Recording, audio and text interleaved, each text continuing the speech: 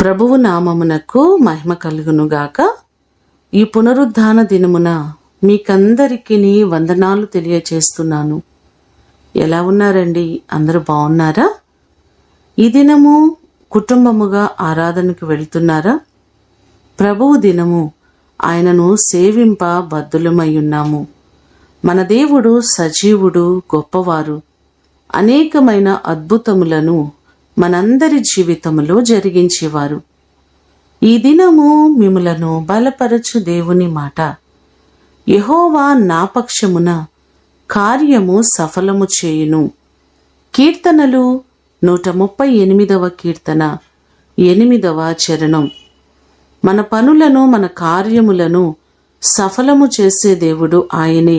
మన దేవుడు ఊహకు అందని కార్యాలను, గొప్ప కార్యాలను మన జీవితంలో చేస్తూ ఉన్నారు.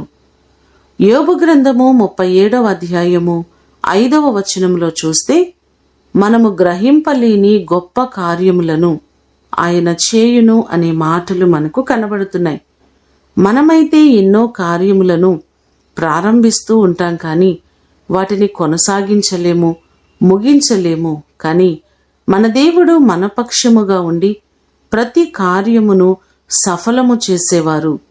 ఈ మార్గము యెహోవాకు అప్పగించుకునుము, నీవు ఆయనను నమ్ముకునుము, ఆయన నీ కార్యము నెరవేర్చును అని కీర్తనలు 37వ కీర్తన 5వ చరణంలో మనకు కనబడుతుంది.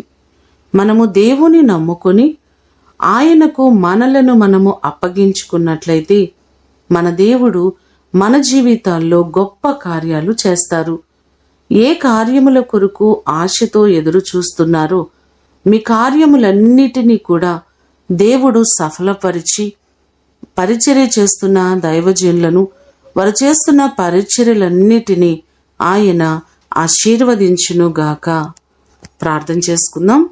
కుటుంబములకు మూలకర్త అయిన మా ప్రియ పరలోకపు తండ్రి, మీ ప్రశస్తమైన శ్రేష్టమైన ఘననామమునకు స్తోత్రాలు ప్రభువా.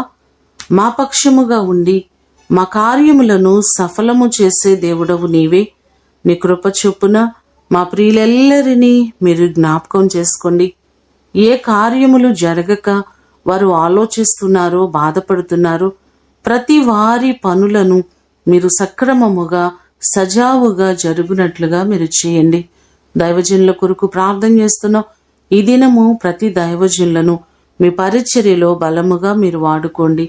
ఈ మాటలు వింటున్న ప్రతి వారిని దీవించండి. వారు అనుకున్న ప్రతి పని జరిగేటట్లుగా మీరు చేయండి. వారికి మంచి ఆరోగ్యాలు ఇవ్వండి.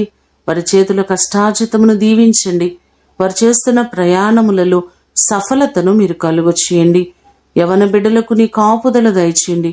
చదువుచున్న బిడ్డలకు మంచి జ్ఞానాన్ని, మంచి భవిష్యత్తును మీరు కలుగ చేయండి. ఒంటరితనములో బాధపడుతున్న వారు ఉన్నారు, వారిని మీరు ఆదరించి ధైర్యపరచండి. బలహీనులుగా ఉన్నవారు ఉన్నారు ప్రభువా, వారికి సంపూర్ణ ఆరోగ్యములను నీ కృపలో మీరు అనుగ్రహించండి. ఈ దినము కొరకు వందనాలు, కృతజ్ఞతలు మీకు తెలియజేస్తూ యేసు అతి శ్రేష్టమైన నామమున అడిగి వేడుకొని పొందియున్నాము తండ్రి, ఆమేన్. దేవుడు మిమ్ములను దీవించునుగాక.